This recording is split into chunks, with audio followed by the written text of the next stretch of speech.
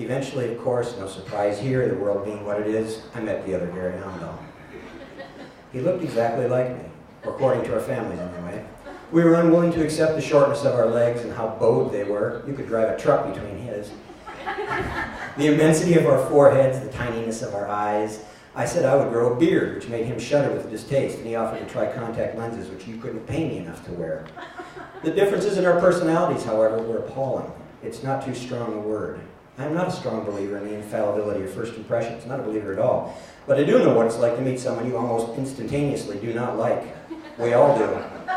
It's instinctive. These people alarm us. The other Gary-Amdahl alarmed me. My instinct was to nod and smile and move on. He set my teeth on edge.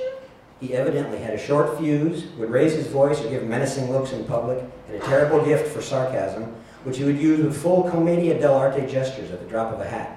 If people were being witty, he became desperate to top everything off with a devastating satire of the entire mise-en-scène.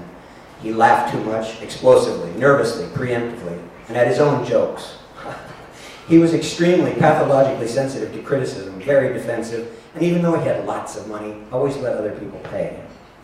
He tailgated at 100 miles an hour, simultaneously laying on the horn and flipping the bird all around, hated crowds, was very impatient in lines, and had the table manners of a starving dog.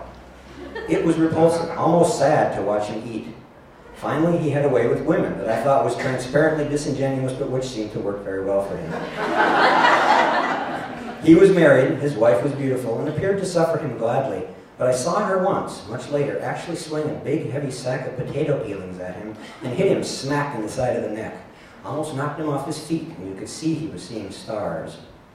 On the plus side, he had a really fine singing voice, was a guitar slinger, and had a great job with the Amdahl Corp, with the kind of responsibility and authority that not just any asshole could get or hold on to for very long.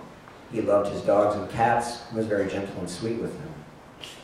As for his observations and analyses of my character, he said, I'll make this brief. You are a misanthropic artist manqué. You are lazy and cowardly. You make a big show of being a lone wolf with only your principles and vision for company. But I've never met anyone more thoroughly dependent on the goodness of other people. You've sacrificed everything that makes life worth living.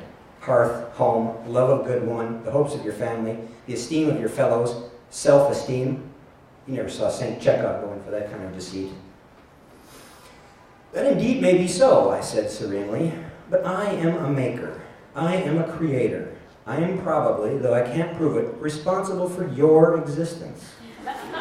Everything you think you know about me, you know because I want you to know, required you to know, so as properly to employ you. One of us laughed. I think it was him, given his predisposition to it. You didn't create me, you fucking dimwit. How do you know that I did not create you? I don't know that. Very good. I do know. I did create you. Fine. You created me. That's your story. Stick to it, buddy. But stay with me here for a sec. Given, for the sake of argument, that I'm right and I did in fact create you, what does that make you? It was a ridiculous question, and I knew it. We went back and forth for a while, trying to come to an understanding of what sort of answer I was looking for. He paused and appeared to be giving it serious, even troubled thought. If you made me, what does that make me? He asked sincerely. Yes, I said. He seemed to take pity and exact his revenge at the same time. The lesser evil, he said, just for starters. And I say, yes, that's easy for him to say, but where is he now? Better still, where am I? No, Samuel Beckett said it best. When upon noting voices in or near his head demanded to know who was speaking and who was listening, and refused to go on until he sorted it out. Or maybe I'm thinking of Rimbaud. Je es un autre. I is another. I am not me. Me is someone else. Me is someone else. Me is someone else. Thank God.